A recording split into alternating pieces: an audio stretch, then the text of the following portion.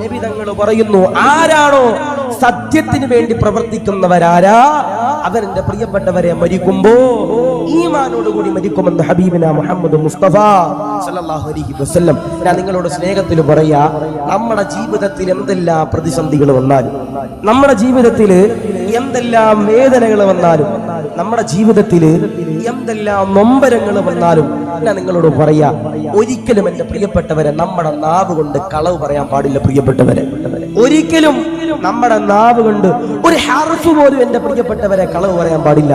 ഇപ്പോ എന്റെ പ്രിയപ്പെട്ട സഹോദരിമാരോട് പറയാ, നിങ്ങൾ സ്വാഭാവികമായിട്ടും വീട്ടിലൊക്കെ കൂടിയിരിക്കുന്ന സമയത്ത് ഒരു രണ്ടുപേര് കൂടുമ്പോ ചിലപ്പോ എന്തുണ്ടാവും, അവിടെ ഫിത്ന ഉണ്ടാവും. അല്ലാഹു കാത്തിരിശുകുമാർ ആവട്ടെ.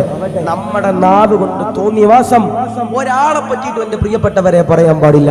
അല്ലാഹുവിന്റെ ഖുർആൻ പറയാ, സത്യത്തിന് വേണ്ടി പ്രവർത്തിക്കുന്നവരാരാ അവരുടെ ആഖിബത്ത് നന്നാകുമെന്ന് അല്ലാഹു